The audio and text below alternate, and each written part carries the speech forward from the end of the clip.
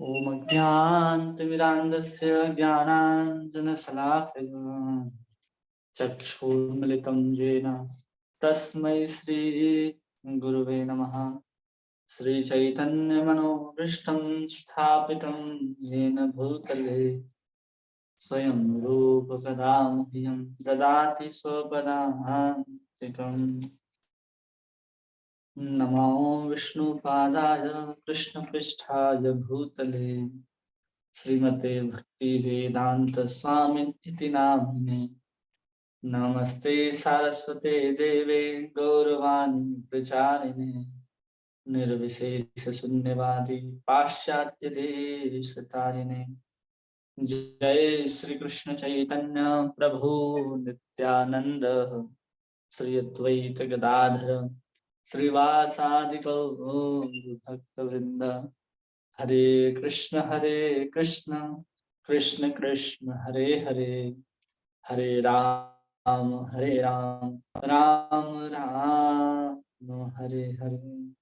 गुरुवे गौरचंद्राय राधिकाय तदालये कृष्णाय कृष्ण भक्ताय तद्भक्ताय नमो नमः।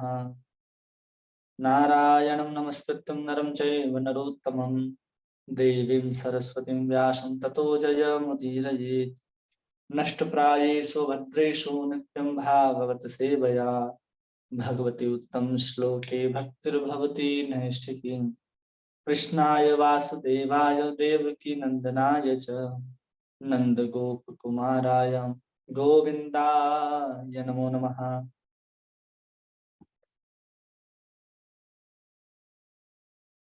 हरे कृष्णा। आप सभी भक्तों का बहुत बहुत स्वागत है, अभिनंदन है इस श्रीमद् भागवत की कक्षा में, भागवत संघ में। इसमें हम नारद जी के पूर्व जीवन के चरित्र के बारे में श्रवण करने का अभ्यास कर रहे हैं और कैसे भगवान ने भगवान के दर्शन को नारद जी ने प्राप्त किया और कैसे उनके अंदर ये जिज्ञासा उत्कंठा लालसा और बढ़ गई। वो क्षण भर के दर्शन मात्र से उस चीज के बाद जब आकाशवाणी होती है तो आकाशवाणी में क्या कहते हैं भगवान स्वयं, उसके बारे में हम लोग श्रवण कर रहे थे। और साथ साथ आज हम लोग ये सुनेंगे कि अब नारद जी आगे क्या बतलाते हैं। ठीक है, श्लोक संख्या 23, स्कंद 1, अध्याय 6। सत्सेवया अर्धिज्ञा अपि जाता मयि दृढ़ामतिः हित्वा इमं लोकं गतं मंजन जनाताम अशिः। कह रहे हैं कि सत्य सेवया अर्थ दीर्घया, कुछ काल तक ही सही परम सत्य की सेवा करने से भक्त मुझ में दृढ़ एवं अटल बुद्धि प्राप्त करता है। तो हम कह रहे हैं, वो आकाशवाणी जो हो रही है उसमें कहते हैं कि सत्य सेवया अदीर्घया, कि अगर सत्य सेवया मतलब परम सत्य की सेवा, कि अर्ध अदीर्घया बहुत काल तक नहीं, बहुत कम समय तक, दीर्घया नहीं अदीर्घया मतलब यहाँ कह रहे बहुत कम काल तक अगर कोई मेरी सेवा करता है, स्वयं भगवान कह रहे, जो भगवत गीता में कहते हैं ना कि नेहा विकर्म नाशो अस्ति प्रतिवायो न विद्यते स्वल्पमस्य धर्मस्य त्रायते महतो भयात्। बस उसी चीज को यहाँ पर कहा जा रहा है कि सत्य सेवया अदीर्घया जाता मई दृढ़ामति। अगर कोई क्षण भर के लिए परम सत्य की अगर सेवा कर लेता है, बहुत सुंदर भगवान की भक्ति कर लेता है, तो उसके फल स्वरूप, उसके परिणाम स्वरूप क्या होता है, जाता मई दृढ़ामति ही, उसकी मति जो है वो भगवान कृष्ण में दृढ़ हो जाती। थोड़ी सी सेवा, बहुत ज्यादा सेवा की बात नहीं कर रहे हैं यहाँ पर, थोड़ी सी सेवा की बात करें, कुछ काल तक, जीवन भर की भी नहीं। जीवन भर में हो सकता है 5 साल सेवा करो, 2 साल 3 साल, बस इतना ही सेवा करने की बात हो रही। लेकिन कैसी सेवा करनी चाहिए, मतलब सेवा होना चाहिए कि हाँ कृष्ण की हम सेवा कर रहे हैं। ऐसा नहीं कि चलो हम रोज अगरबत्ती दिखाते, रोज भोग लगाते, वैसी वाली सेवा। मतलब भाव के साथ, एक लगाव के साथ, एक अपनापन के साथ जब हम भगवान के लिए, उनकी प्रसन्नता के लिए जब सेवा करते हैं कि हाँ भगवान इससे प्रसन्न होंगे, इस तरह की सेवा को अगर कोई बहुत कम समय तक के लिए भी करता है तो फिर भी भगवान कहते हैं कि जाता मई दृढ़ामति ही, कि उसकी मति जो है वो मुझ में दृढ़ हो जाती है। आगे कहते हैं हित्वा विद्धम इमं लोकम गंतम मंजन तामसी। कहते हैं उसके बाद कि फलस्वरूप क्या होता है कि वर्तमान जो स्थिति है, हित्वा इमं लोकम गंतः, कि जो भी यहाँ की वर्तमान स्थिति है उसके प्रति वो सोचता नहीं है। क्या है फिर, क्या हो, गत्ता मंजन तामसी, कि वो मेरे पार्षद बनने के योग्य हो जाते हैं। वो भौतिक जगत को त्यागने के पश्चात दिव्य जगत में मेरे पार्षद बनता है। जो भगवान में अपनी बुद्धि को अटल कर लेता है वो क्या बनता है, भगवान कहते हैं कि मेरे जगत में आकर के पार्षद बनता है। भगवान के पार्षद भी भगवान के जैसे ही दिखाई देते हैं। उनके भी चतुर्भुज स्वरूप होते हैं, 4 हाथ होते हैं। नारद जी को भी देखेंगे, नारद जी के कितने हाथ, 2 हाथ हैं या 4 हाथ?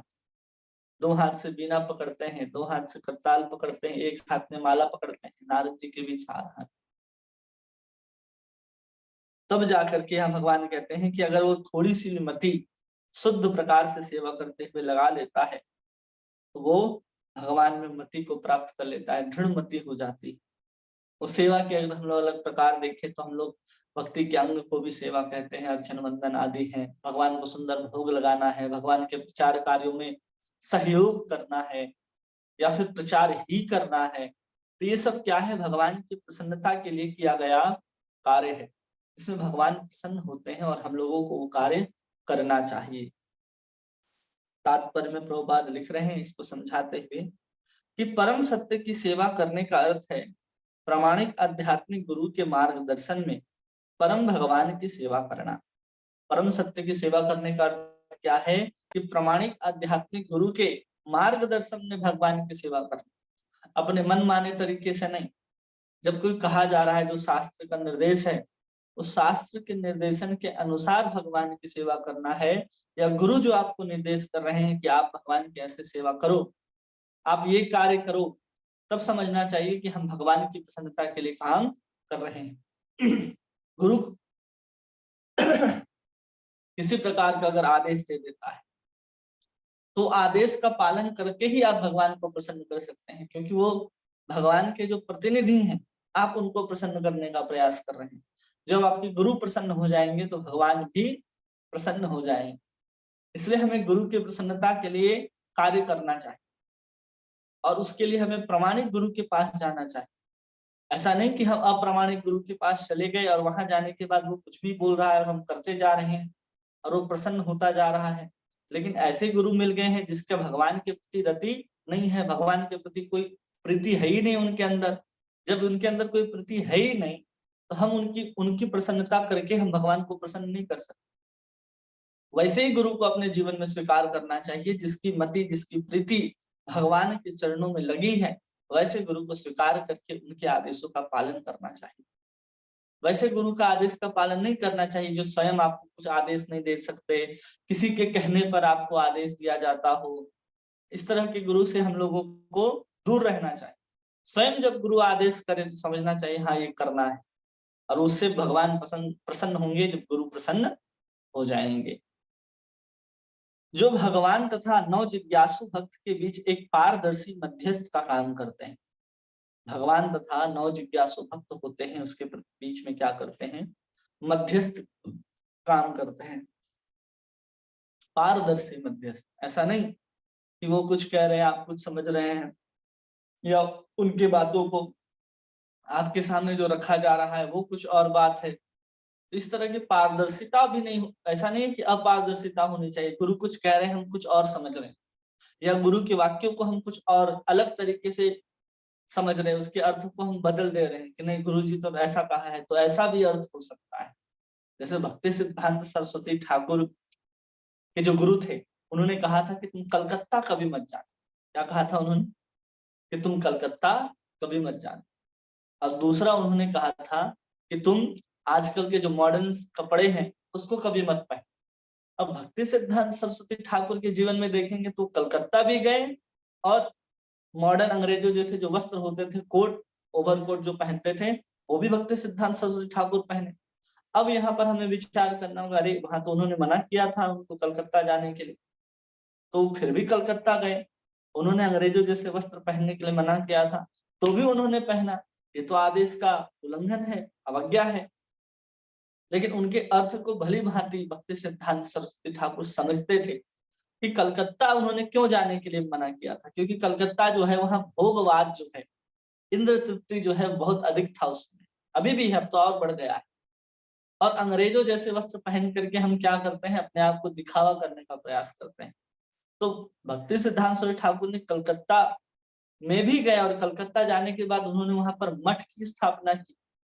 जहां पर मठ की स्थापना की, वहां सुंदर बहुत सारे कमरे बनाए, बहुत सारे शिष्यों को उन्होंने रखा वहां पर, जो प्रचार के कार्य के लिए जाते थे, पुस्तकों के वितरण के लिए वहां से निकला करते थे। तो इस तरह के कार्य के लिए वो कलकत्ता को चुने। लेकिन आप कह सकते हैं कि नहीं, गुरु ने तो कहा था नहीं जाने के लिए। तो क्यों नहीं जाने के लिए कहा था? क्योंकि वहां पर जाएंगे तो उनके जैसा होकर के नहीं जाना है, बल्कि उनको अपने जैसा बनाना है, इसलिए कलकत्ता जाना है। तो गुरु के आदेश को भी वो समझते थे भली भांति कि क्या आदेश हो रहा है। इतने समझदार थे भक्ति सिद्धांत सरस्वती ठाकुर। किसी अंग्रेज के यहाँ जाते थे तो पूरा ओवरकोट पहन करके जाते थे, और अंग्रेज भी ऐसे बोलते थे जैसे बड़े बड़े अंग्रेज भी वैसे अंग्रेजी को बोल सुन और समझ नहीं पाते थे। उन अंग्रेजों को भी डिक्शनरी उठा करके देखना पड़ता था जब भक्ति सिद्धांत सरस्वती ठाकुर अंग्रेजी बोलना प्रारंभ करते थे। आज भी उनके द्वारा लिखी गई जो ब्रह्म संहिता पुस्तक है, वो ब्रह्म संहिता पुस्तक जो है वास्तव में लिखी गई है भक्ति सिद्धांत सरस्वती ठाकुर के द्वारा। और वही ब्रह्म संहिता को आज हम लोग पढ़ते हैं तो आज देखिए उसमें जो अंग्रेजी के शब्द हैं, आज भी अच्छे अच्छे स्कॉलर्स को उसको समझने के लिए बहुत समय लग जाता है। ऐसी अंग्रेजी उसमें इस्तेमाल की गई, आज भी आप पढ़ सकते हैं और आज भी हमारे संस्थानों में मिलती है। तो ऐसे हमें समझना पड़ेगा कि गुरु क्या आदेश कर रहे हैं, उसके अनुसार हमें सेवा करना है। वर्तमान अपूर्ण भौतिक इंद्रियों के बल पर परम भगवान तक पहुंचने की शक्ति नहीं होती। हम जिस भौतिक इंद्रियों के अंदर रह रहे हैं, इस शरीर के अंदर रह रहे हैं, उसमें इतना सामर्थ्य नहीं है कि वो भगवान तक पहुंच जाए अपने बल पर। वो आध्यात्मिक गुरु के निर्देशन में भगवान की दिव्य सेवा का प्रशिक्षण दिया जाता है। गुरु के प्रशिक्षण में उनको भगवान की सेवा का प्रशिक्षण दिया जाता है, और कुछ दिनों के बाद, कुछ दिन ही क्यों ना हो, नव जिज्ञासु को ऐसे दिव्य सेवा की बुद्धि प्राप्त हो जाती है। कुछ समय ही इसका अभ्यास करते करते दिव्य सेवा की बुद्धि प्राप्त हो जाती है। जैसे व्यक्ति साइकिल चलाना सीखता है तो कुछ समय के बाद धीरे धीरे चलाना सीख लेता है, वो नहीं गिरता है। उसी प्रकार जब हमारी बुद्धि स्थिर हो जाती है प्रशिक्षण के कारण, यहाँ हमें अब भगवान की अर्चना, वंदना, सेवा आदि ऐसे करनी है, तो हमारा स्वभाव हो जाता है। जैसे कोई छोटा सा बच्चा है, उसका पैदल चलना स्वभाव है।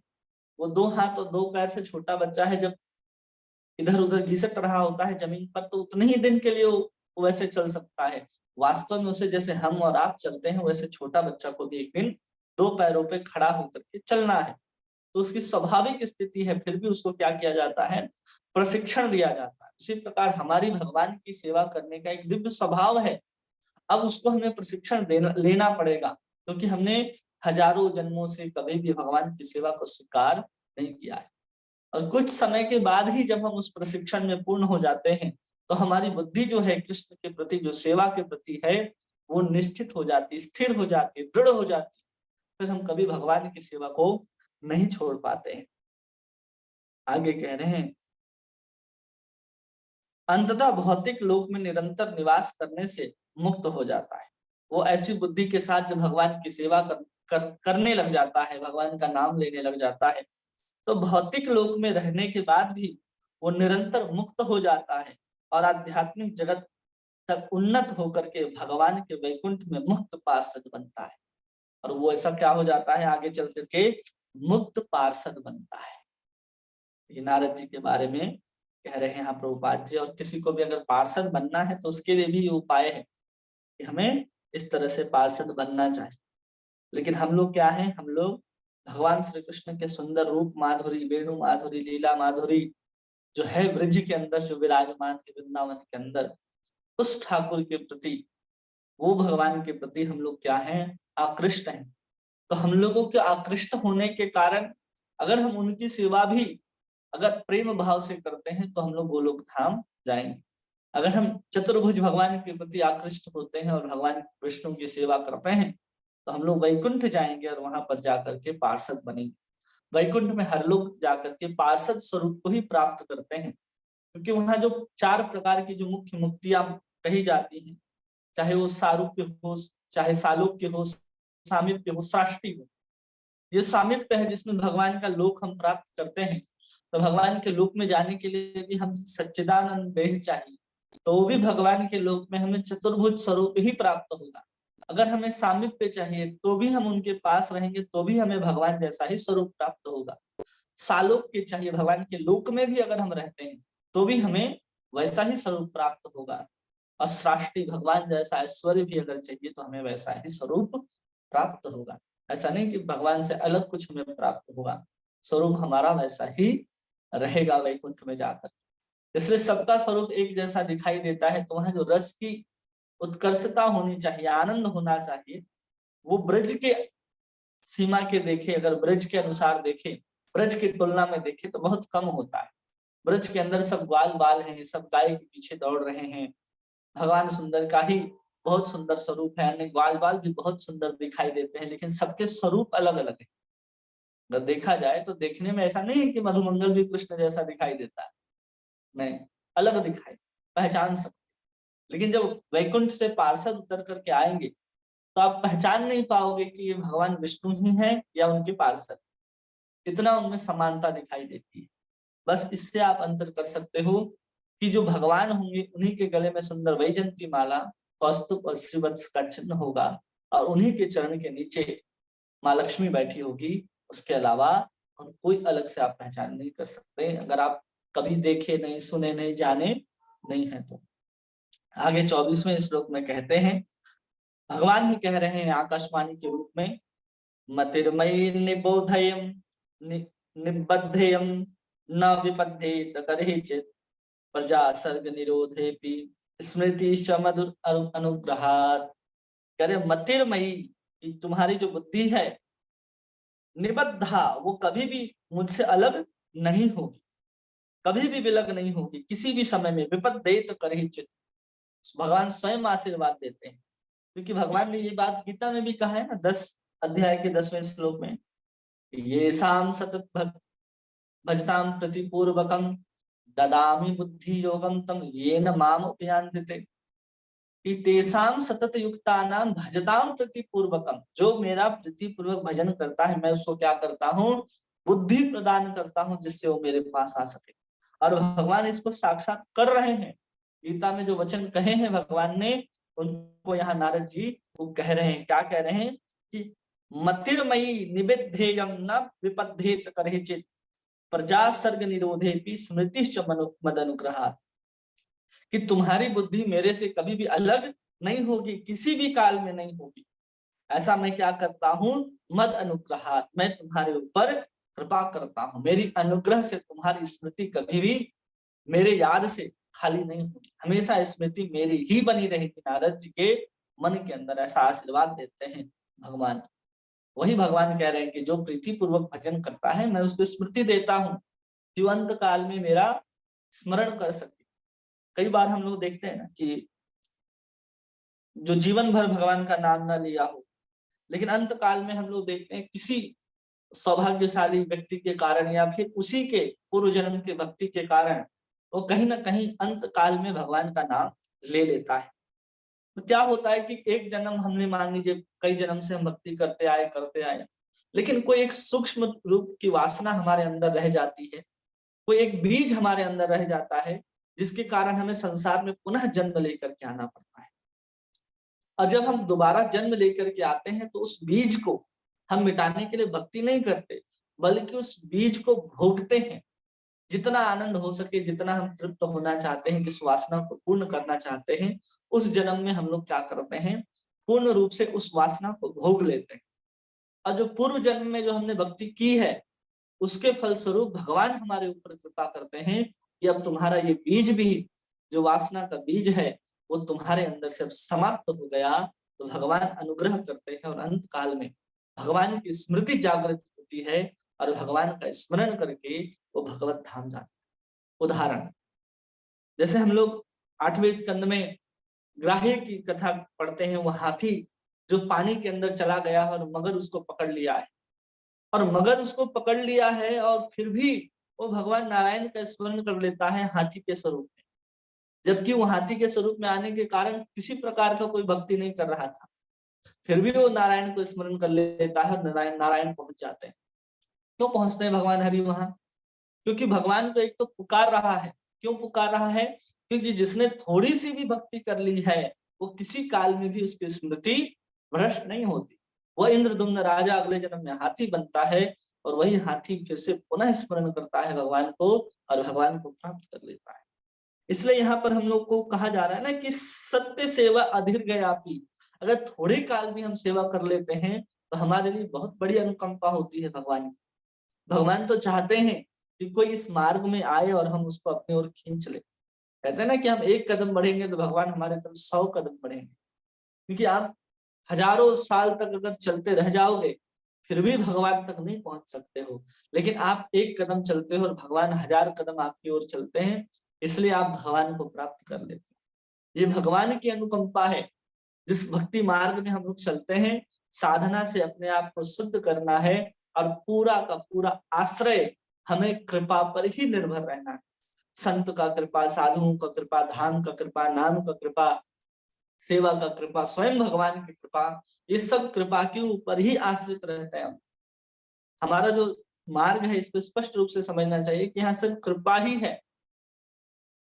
इसीलिए हम लोग कहते हैं ना गुरोर भजन विक्रमार्क, कि हम जिसके आश्रय में रह करके भजन करते हैं, जिन गुरुजनों के आश्रय में हम रहते हैं, उनके भजन के प्रताप से ही हमें सब कुछ प्राप्त होता है। भगवान का प्रेम, शक्ति, बुद्धि, निष्ठा, सब कुछ हमें उन्हीं की कृपा से प्राप्त होता है। किसी महत जन के पास जाते हैं, उनसे कथा श्रवण करते हैं तो हमें प्राप्त होता है। भागवत श्रवण करते हैं तो भागवत हम पर कृपा करती है और हमारी मति भगवान के प्रति दृढ़ बनाती है।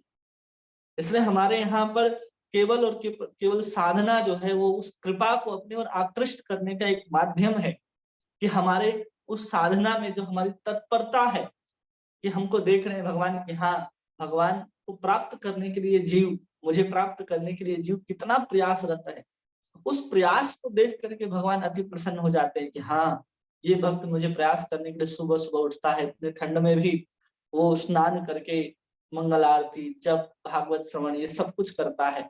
किसके लिए करता है? भगवान को लगता है हाँ मेरे लिए करता है। तो भगवान आपकी उस जो हमेशा जो कर्तव्यबद्ध है आपकी, हम बार बार करेंगे, ना भगवान आए न आए, लेकिन हम नाम को बहुत ध्यान पूर्वक जप करेंगे, हम मंगल आरती करेंगे, हम साधुओं को सेवा करेंगे, हम भागवत का श्रवण करेंगे, ये सब हम करेंगे तो उस सेवा को देख करके भगवान की जो कृपा है वो पिघल जाता है। कृपा रूपी हिमालय जो है वो पिघल जाता है और आपके ऊपर स्वयं भगवान की कृपा रूपी मंदाकिनी जो है वो प्रवाहित होने लगती है आपके हृदय के अंदर।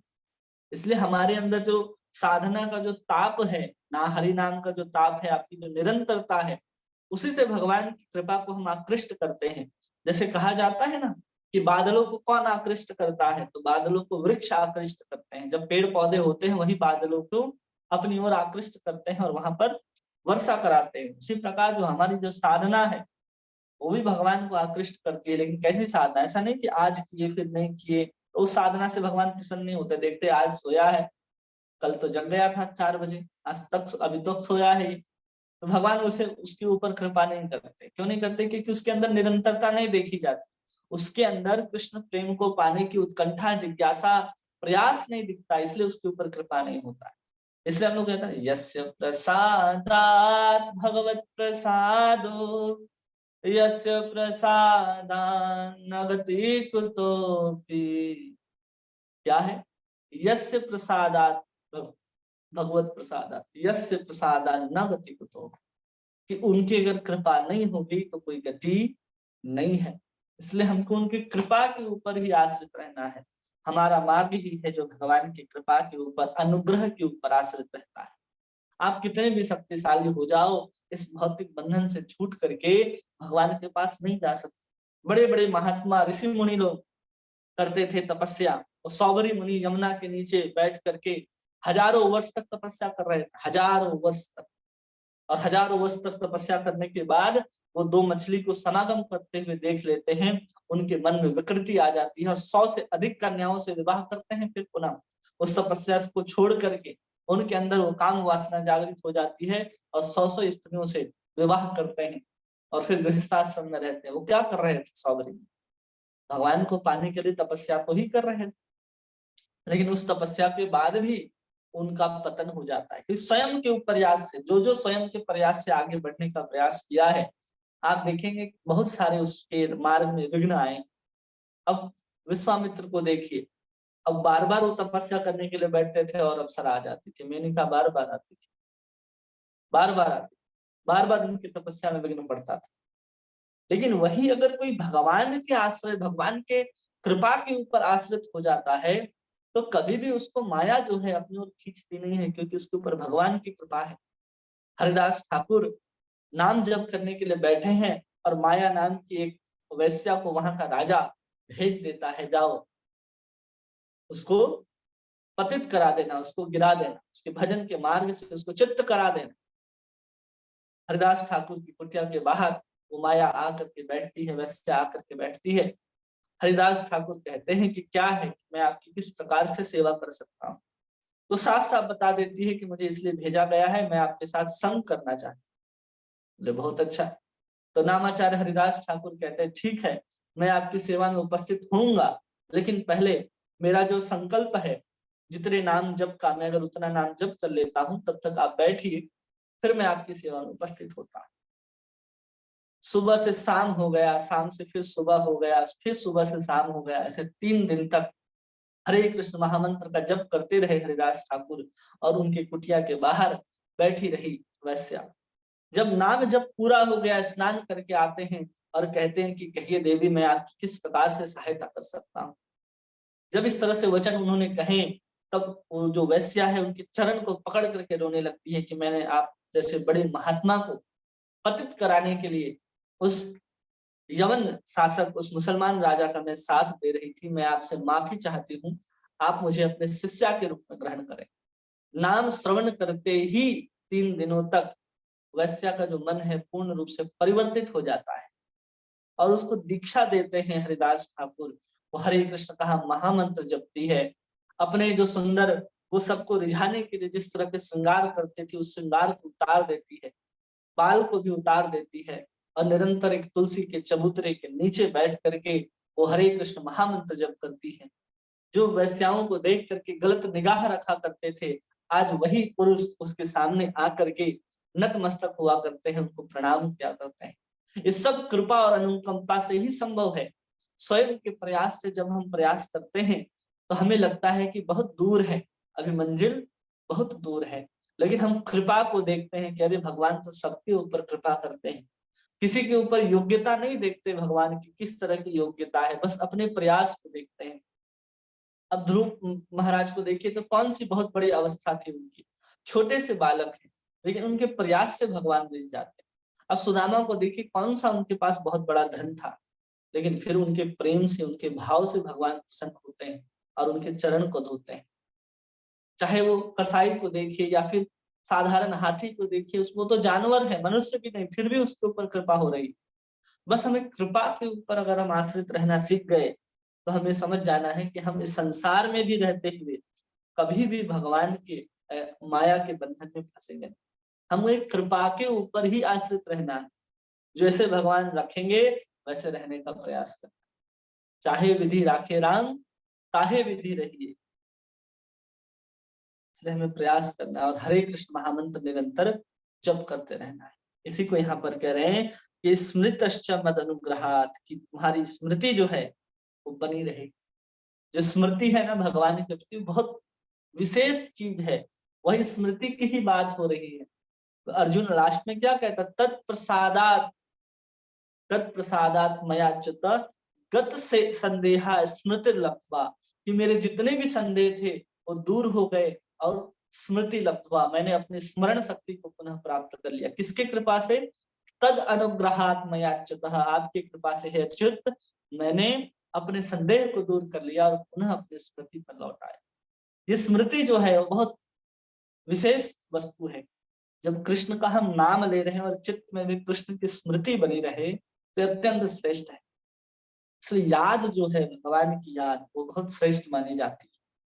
इसलिए हमेशा याद करते रहना है भगवान को, कभी भी किसी भी क्षण भूलना नहीं है और अपने जीवा से निरंतर कृष्ण का नाम जपना है। कुछ हो ना हो कृष्ण का नाम अगर हम जपते रहें तो हमें एक न एक दिन जरूर भगवान मिलेंगे। लेकिन जब हम ऐसा करते ही नहीं है, हमें लगता है कि हम बिना स्मृति के स्वयं के प्रयास से हम भगवान को प्राप्त कर लेंगे, नहीं। ये भागवत कृपा करने के लिए यहाँ पर अवतरित हुई है। चैतन्य महाप्रभु स्वयं कृपा के स्वरूप अवतरित होते हैं। जितने भी अवतार ग्रहण होते हैं भगवान, जितने भी अवतार लेते हैं सब हमारे ऊपर कृपा करने के लिए ही लेते हैं। और वही भगवान हम पर कृपा करने के लिए वैष्णव के रूप में, साधुओं के रूप में, गुरुजनों के रूप में हमारे सामने उपस्थित रहते हैं कि हम उनकी बात सुन लें, वो जो कह रहे हैं उसको कर ले, जिससे हमारा उद्धार हो सके। ये सब भगवान की कृपा ही है। इसी को यहाँ पर कह रहे हैं कि मत अनुग्रहात्, ये मेरा अनुग्रह है जिससे तुम्हारी स्मृति बने रहे। इससे बहुत सारे आप सुन सकते हैं, अलग अलग घटनाएं मिलती हैं जिसमें उसकी पुरानी स्मृति जो है जागृत होती है। जैसे भक्ति सिद्धांत सरस्वती ठाकुर के भाई थे, जब उनका शरीर छूट रहा था तो शरीर छूटने के बाद जो रामानुज संप्रदाय में जो तिलक लगाते हैं, श्री संप्रदाय में वो तिलक उनके सर पर उभर आया था और वो नारायण नारायण नारायण करते हुए उन्होंने अपने शरीर को त्यागा।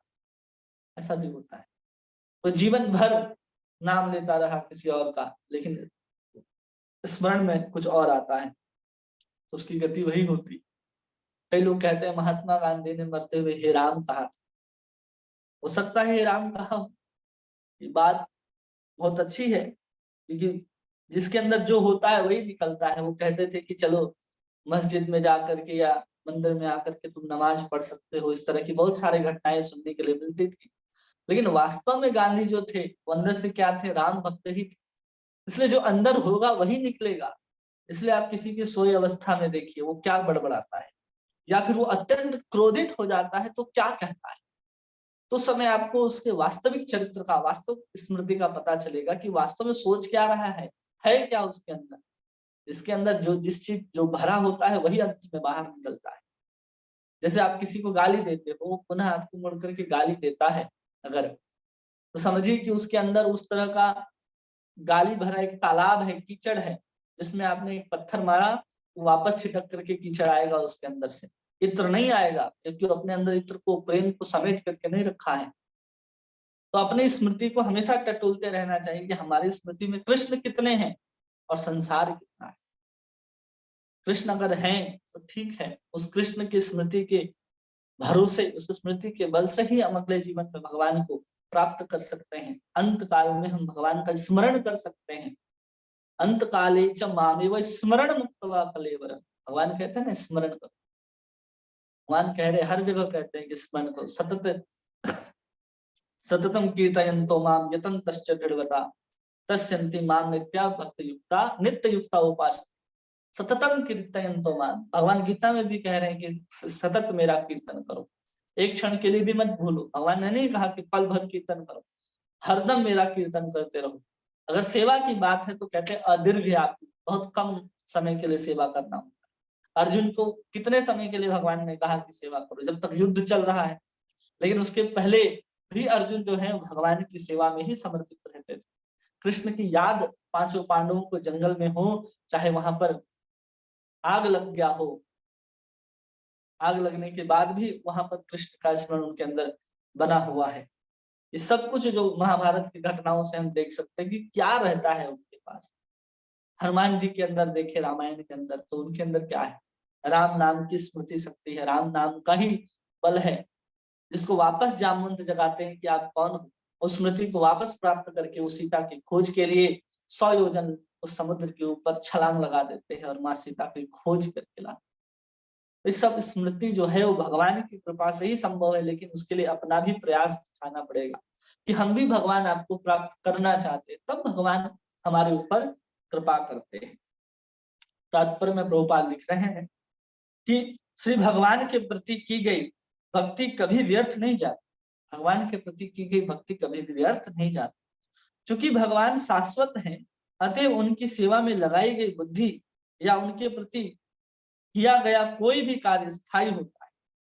बुद्धि भी और उनके प्रति किया गया कोई भी कार्य सब स्थायी होता है, सब अक्षय हो जाता है, वो कभी भी मिटने वाला नहीं है, क्योंकि भगवान तो स्वयं अजर हैं, अमर हैं, उनकी कोई जन्म नहीं है, उनकी किसी प्रकार की मृत्यु नहीं है, तो उनके प्रति हम कुछ भी कार्य करेंगे तो वैसे ही अमर हो जाता है। भगवत गीता में कहा गया है कि भगवान के प्रति की गई दिव्य सेवा जन्म जन्मांतर तक संचित रहती है।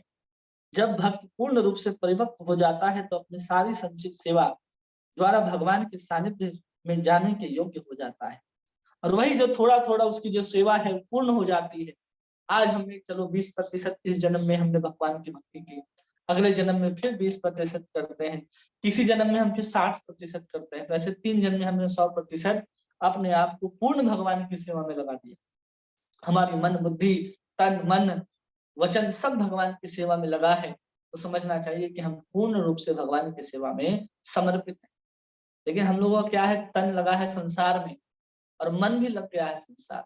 अगर मन लग जाए भगवान में तो हम धीरे धीरे तन को भी ला सकते हैं, या तन लग जाए तो हम धीरे धीरे प्रयास करना चाहिए मन को भी उधर लगाने का, वही हमें जल्दी से प्रोग्रेस करा सकता है।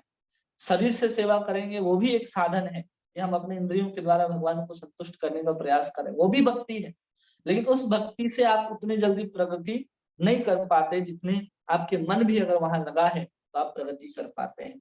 इसलिए हमें पूर्ण रूप से अपने मन से, अपने तन से, वचन से भगवान की ही सेवा, भगवान के प्रति ही चेष्टा करने का प्रयास करना है, जिससे हम जब भक्ति परिपक्व हो जाएगी तो अपने सारे संचित सेवा के द्वारा हम भगवान का सानिध्य प्राप्त करके भगवान की सेवा कर सकते हैं। और भगवान की ऐसी संचित सेवा कभी विनष्ट नहीं होती, अपितु पूर्णतः परिपक्व होने तक बढ़ती रहती है। वो कभी भी अपूर्ण नहीं होती, समाप्त नहीं होती, वो हमेशा बढ़ती ही रहती है। मीराबाई कहती है ना, चोर न फूटे, कि उसको कोई चोर नहीं उसको लूट सकता है, हाट न बीके, दिन दिन बढ़त सवायो, पायो जी मैंने राम रतन धन पायो। कि वो कहीं बाजार में नहीं मिलता, घर में रखोगे तो कोई चोरी उसको चोरी करके नहीं ले जा सकता, बल्कि जहां भी रखोगे वो दिन दिन बढ़त सवायो, हमेशा बढ़ता ही जाता है जब आपके अंदर प्रेम आ जाता है।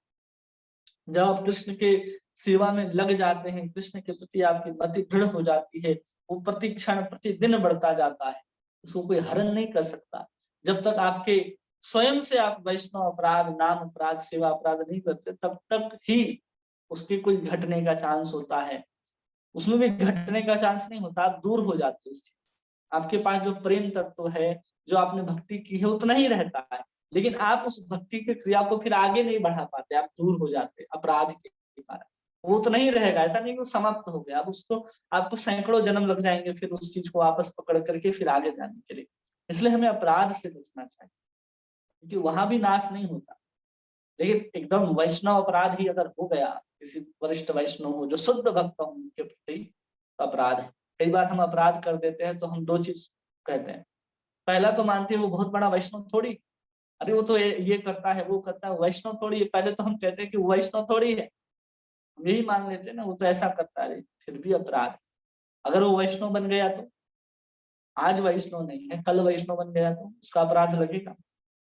इसलिए हमें सबके प्रति संभाव रखते हुए अपनी सेवा को भगवान को समर्पित करते हुए संसार में रहना है, और आराम से भगवान की भक्ति करनी है, और अंत में संसार को छोड़ करके भगवान के दिव्य सेवा में संलग्न हो जाना है।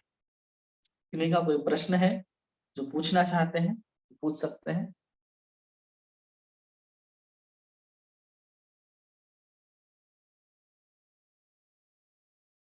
हरे कृष्णा, किसी को कोई प्रश्न नहीं है? सब बातें समझ में आई?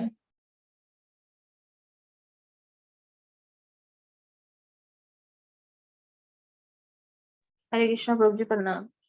हरे कृष्णा, प्रणाम। प्रभु जी, एक तो आपने जैसे वो विष्णु की पहचान बताई, विष्णु भगवान की, कि वे हाँ, जलती माता, पैरों में लक्ष्मी जी का चिन्ह, मतलब लक्ष्मी जी विराजित हैं।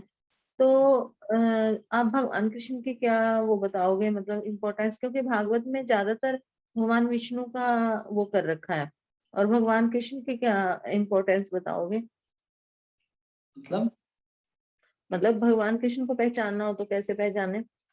भगवान कृष्ण के तो 2 हाथ होंगे ना, वो बांसुरी लेकर के आएंगे। ठीक सिंपल है। है आपको बताना, क्योंकि हर जगह कृष्ण ही है ना। तो आगे जब बढ़ेंगे तो कहीं कृष्ण, जो प्रभुपाद जो विष्णु शब्द है उसको भी यहाँ कृष्ण के रूप में ट्रांसलेट करते हैं। हर जगह जहाँ विष्णु है वहाँ प्रभुपाद उनको कृष्ण ही लिखते हैं। और मुख्य क्योंकि रूप से प्रभुपाद जी ने ज्यादातर भागवत में काफी हद तक मतलब हाँ, भगवान विष्णु की चर्चा कर रखी है, भगवान विष्णु पर के। हाँ। लेकिन जो तात्पर्य में जब वो लिखते हैं प्रभुपाद, तो देखेंगे उसमें कृष्ण को ही लेकर के आते हैं।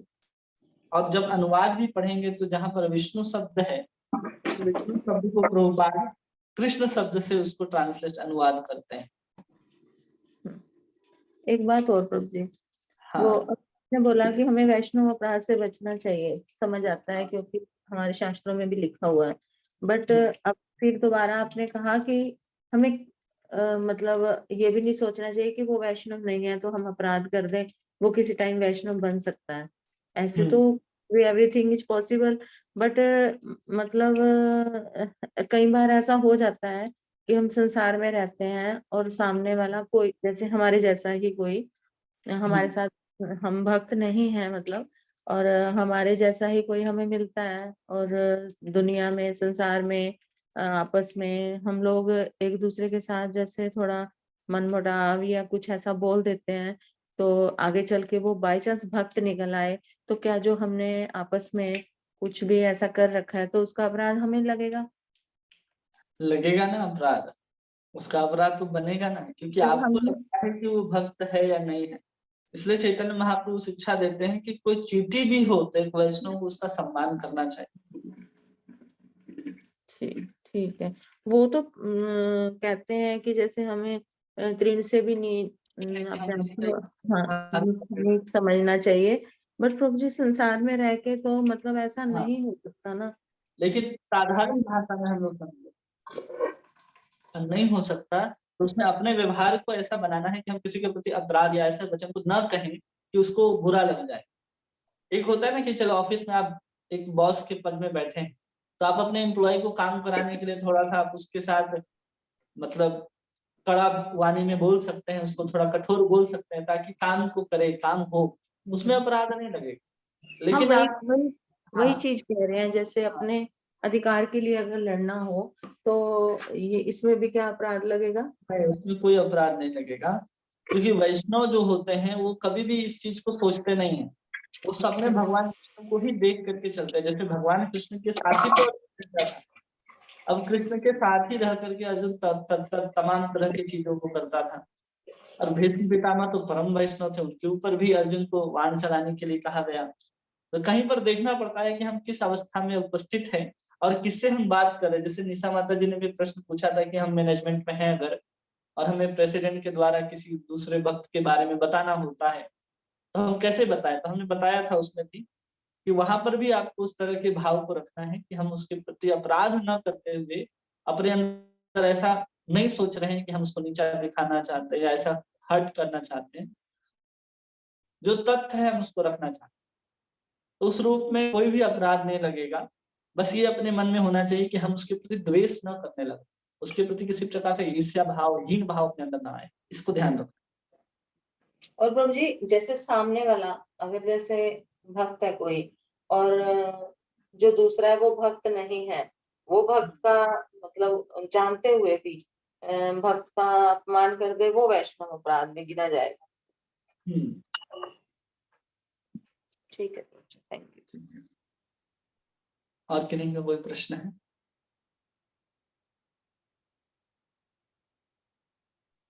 हरे कृष्णा प्रभु जी, दंडवत प्रणाम। हरे कृष्णा, दंडवत प्रणाम। प्रभु जी जैसे आज आप बता रहे थे कि जो कृष्ण भगवान के परिकर होते, पार्षद होते हैं, ये भी चतुर्भुज रूप में होते हैं। प्रभु जी ये हाँ, परिकर और पार्षद में क्या डिफरेंस होता है? परिकर मतलब जो उनके चारों तरफ हमेशा 24 घंटे विराजमान रहते, उसको परिकर, जिससे भगवान घिरे हुए रहते। जैसे जी हमारे राधा रानी और कृष्ण जो है वो अष्ट सखियों और अपनी ग्वाल बाल और गायों से घिरे रहते जी हैं। प्रभु हमेशा जी। जब देखेंगे तो ये सब ग्वाल बाल या गोपियां तो रहेंगे ही रहेंगे। वैसे भगवान विष्णु के जो चारों तरफ रहते हैं उसको भी परिकर, उसको पार्षद कहते हैं। अच्छा।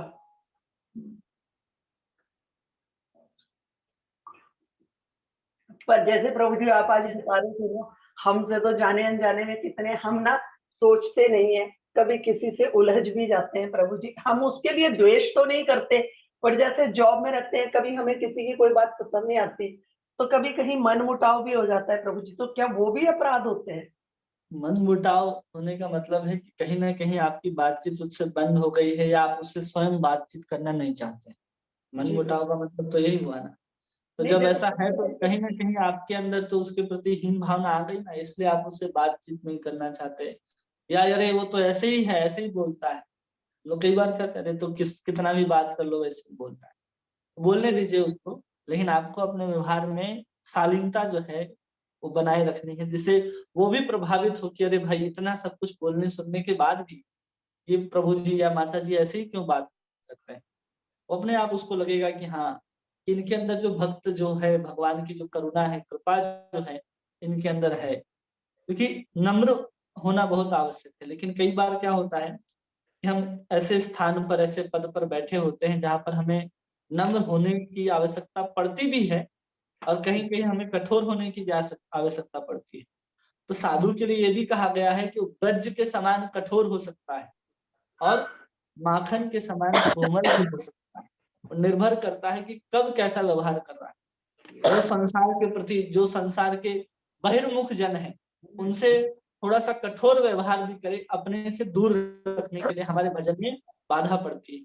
तो आप थोड़ा-सा कठोर व्यवहार कर सकते हैं, लेकिन उसमें किसी प्रकार का ईर्ष्या, द्वेष, हीन भावना या हम भक्त हैं, वो भक्त नहीं है, इस तरह का जो बात है, वो अपने मन में नहीं आनी चाहिए। वो अपराध बना देता है कि हाँ, हम भक्त हैं, वो भक्त नहीं है।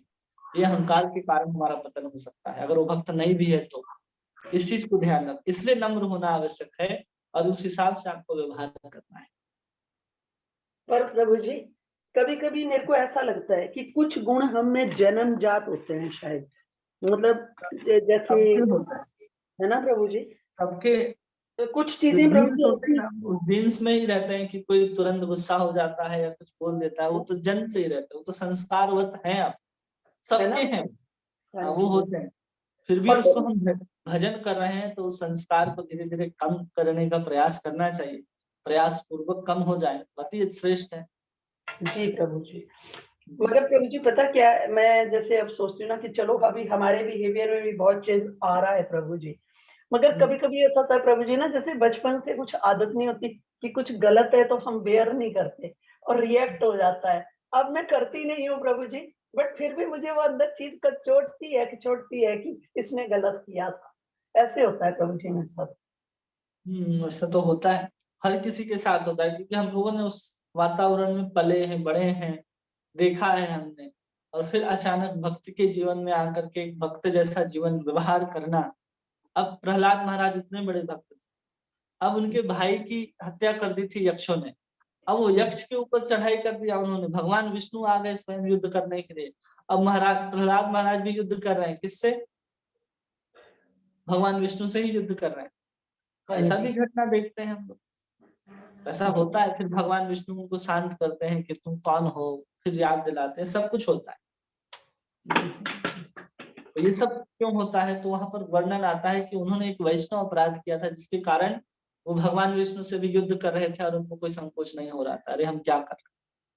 ये सब अपराध के कारण ही बनते हैं। तो भगवान विष्णु से भी युद्ध करने चले गए, सब कुछ तहस-नहस कर दिया प्रहलाद महाराज ने, इतने बड़े भक्त होकर के भी ऐसी चीजें देखने को मिलती हैं। ये सब चीज़ से हमें सावधान रहना है। बस और ये अपने आप में ध्यान रखना है कि हम कभी भी अपने पद का गलत इस्तेमाल ना करें। कि हम हैं कहीं पर, हम किसी को डाँट सकते हैं, फटकार सकते हैं, अधिकार प्राप्त है, तो किसी के ऊपर हम कुछ कोई भी इस तरह का ये नहीं कर दे कि सामने वाला को हर्ट हो जाए, बुरा लग जाए। बुरा है तो बुरा कहने में कोई दोष नहीं, चोर है, चोर को चोर कहने में कोई समस्या नहीं है। नहीं, जी प्रभु जी, बहुत अच्छी बात है प्रभु जी। धीरे-धीरे प्रभु जी परिवर्तन तो आ रहा है, but it will take time ना। आएगा मगर बहुत धीरे-धीरे। मुझे तो ऐसा लगता है, मेरे को पता नहीं कितने जन्म में मैं प्रभु जी, जैसे आप बताते हो ना कि सबसे बड़ा अपराध तो वैष्णव अपराध ही है ना? हुँ, इतने नाम अपराध करते, तो मतलब हमें इतना सावधान रहना पड़ेगा इसमें कि हमसे हुँ, कोई वैष्णव अपराध ना हो जाए, हुँ। है ना प्रभु जी? जो वैष्णव होगा तो हम सब हर किसी को वैष्णव समझेंगे ना, फिर कह रहे ये भी वैष्णव होगा, ये भी वैष्णव होगा। जी प्रभु जी। सम्मान सबका करना है, लेकिन अपराध किसी के प्रति नहीं करना। आप उसका संग करो मत करो, कुछ दो मत दो, लेकिन उसका अपमान मत करो। बस ये ध्यान रखना है, जिससे अपराध न बने बस। जी प्रभु जी, बहुत धन्यवाद। और किन्हीं का कोई प्रश्न है जो पूछना चाहते हैं? हरे हरे कृष्णा, दंडवत प्रणाम। हरे कृष्णा, दंडवत प्रणाम। प्रभु जैसे हमारे अंदर में एक खुद उन्होंने तो के और प्रभु बुराई है, जैसे हमारे अंदर ईर्ष्या और घमंड दोनों, जैसे इस चीज का है प्रभु। जैसे एक रूम में रहते हैं, मैं सेवा करता हूँ, दूसरा आदमी आता है वो तो कुछ नहीं करता है, इस बाद में उसमें द्वेष उतुल आगे आता है, तो हम सब कुछ करता है वो नहीं कुछ करता है। इससे कैसे कैसे बचा जाएगा प्रभु? बचा जाएगा, जैसे कि आप जो बात बता रहे हैं, जब हम पढ़ाई किया करते थे तो हम लोग भी अपने रूम पार्टनर के साथ रहा करते थे। तो हम लोगों का भोजन बनाने के लिए भी एक होता था कि नहीं, आप भोजन बनाओगे, हम बर्तन साफ कर देंगे, या फिर हम बर्तन साफ करेंगे, आप भोजन बनाओगे, ऐसा होता था। कई बार क्या होता था कि 2 दिन से 3 दिन तक ऐसे ही रखा रहता था बर्तन। जब हम लोग पढ़ाई करते थे 3 दिन से ऐसे ही बर्तन रखा है, कहाँ खा रहे हैं, तो हम लोग मैगी बनाते थे और मैगी खा रहे थे। और फिर कुछ समय के बाद उसी को साफ करने को लेकर के झगड़ा हो जाता कि तुम करो, तुम्हारा काम था, हम ही सब कुछ करते हैं। तो ये जो है ह्यूमन का टेंडेंसी है, ह्यूमन नेचर है। अब उसके लिए आपको बचना है कि आप भक्त हैं, तो आपको चाहिए कि आप साफ सुथरा सब कुछ करें। आप भगवान की सेवा कर रहे हैं तो आप जिम्मेदारी लीजिए कि हम सेवा कर रहे हैं भगवान का, तो हम ही साफ कर दें, हम ही भोजन बनाए। जाने में भी बड़ा टाइम लगता है। इस तरह के भावना को रख करके हमें सेवा कर लेनी चाहिए जब हम भक्त हो गए हैं तब। नहीं तो साधारण जीवन में तो हमने भी अपने रूम पार्टनर्स को बदले हैं कि नहीं तुम जाओ दूसरे रूम में रहो, किसी और को लेके आएंगे, ऐसा होता था। तो वो होता है, वो ह्यूमन टेंडेंसी है कि सामने वाला कुछ नहीं कर रहा तो हमको लगता है कि अरे वो भी कुछ कर दे, बहुत कुछ ना करे लेकिन वो साथ में खड़ा रहे, कुछ कर दे, ऐसा लगता है। तो इसलिए हमें भी चाहिए कि अगर हम भगवान की सेवा कर रहे हैं तो खुद जिम्मेदारी उठा करके कर ले, चलो सेवा ही करना है हम ही कर ले, तो खुद से बर्तन साफ किए, झाड़ू लगाए, भोजन बनाए, भगवान को भोग लगाए, ये करना चाहिए। जिससे आपके अंदर जो धीरे धीरे जो ईर्ष्या है ना और घमंड जो है वो कम होगा। लेकिन आप सोचते रहते ना कि हम अपने लिए कर रहे हैं तो आपको घमंड आ जाएगा, लेकिन वही भगवान के लिए कर रहे हैं तो घमंड आपके अंदर नहीं रहेगा। सामने तुम्हारी अलमारी है, ठीक है? तुम्हारी अलमारी में रखा है यार। और किन्हीं का कोई प्रश्न है? प्रभु मंजरी और अष्ट सखी, जो सखी में और मंजरी में क्या डिफरेंस है प्रभु? मंजरी ऊपर है कि सखी अष्ट सखी लोग ऊपर है? कोई ऊपर और कोई नीचे नहीं है, सब भगवान की सेविकाएं ही हैं, बस सबका अलग अलग रोल है और अलग अलग उनका स्वरूप है।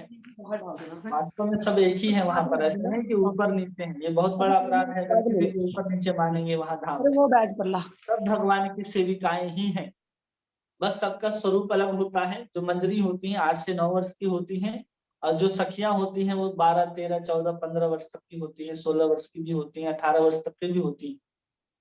ठीक है, वास्तव में सब एक ही है, कोई ऊपर और कोई नीचे नहीं। ठीक है, ओके प्रभु, हरे कृष्णा, दंडवत प्रणाम। हरे कृष्णा, दंडवत प्रणाम। हरे कृष्णा, दंडवत प्रणाम प्रभु जी। हरे कृष्णा, दंडवत प्रणाम। प्रभु जी, ये जो अपराध और ये पाप एक ही होता है क्या या अलग अलग है? अपराध और पाप अलग अलग है। अपराध होता है कि जब आप वैष्णव बन गए हैं तो उस अपराध के कारण क्या होता है, आप भगवान विष्णु से दूर हो जाते हैं, और पाप का अगर परिणाम होता है आपको नरक जाना पड़ेगा। जब हम पाप करते हैं तो पाप का परिणाम है नरक, और अपराध का परिणाम है भगवान से दूरी। बस इतना ही अंतर है। और सबसे खतरनाक भगवान से दूरी ही है। आप नरक जाओगे तो नरक जाने के बाद आप फिर किसी की कृपा से आप भक्ति को प्राप्त कर सकते हो, लेकिन अपराध करते रहोगे तो फिर तो बहुत समय लग जाएगा। व्यक्ति नरक से निकल करके भगवत धाम जा सकता है, लेकिन अपराध करने वाला व्यक्ति मनुष्य शरीर प्राप्त करके भी भगवत धाम नहीं जा सकता। प्रभु जी, हम्म, धन्यवाद प्रभु जी। धन्यवाद। और किन्हीं का कोई प्रश्न है?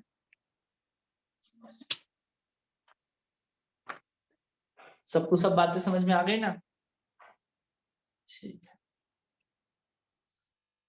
हरे कृष्णा कृष्ण कृष्ण हरे हरे, हरे राम राम राम हरे हरे। वाञ्छाकल्पतरुभ्यश्च कृपा सिन्धुभ्येव च पतितानां पावनेभ्यो वैष्णवेभ्यो नमः। अनंत कोटि वैष्णव वृंद की जय, नामाचार्य श्री हरिदास ठाकुर की जय, हरे कृष्ण महामंत्र की जय, नवदीप माया धाम की जय, श्री श्री गौर निताई भगवान की जय, राधा माधव अष्ट सखी वृंद की जय, जगन्नाथ बलदेव सुभद्रा महारानी की जय, श्री वृंदावन धाम की जय, श्री राधा रमण लाल की जय, ग्रंथ राज श्रीमद् भागवत महापुराण की जय, श्रील प्रभुपाद की जय, निताई गौर प्रेमानंदे, हरि हरि हरि बोल। हिज ग्रेस बलभद्र प्रभु जी की जय। हरे कृष्णा प्रभु जी, दंडोत प्रणाम। हरे कृष्णा दंडोत प्रणाम। दंडवत प्रणाम प्रभु जी। दंडोत प्रणाम। हरे कृष्ण प्रभु जी, दंडवत प्रणाम। हरे कृष्णा दंडोत प्रणाम।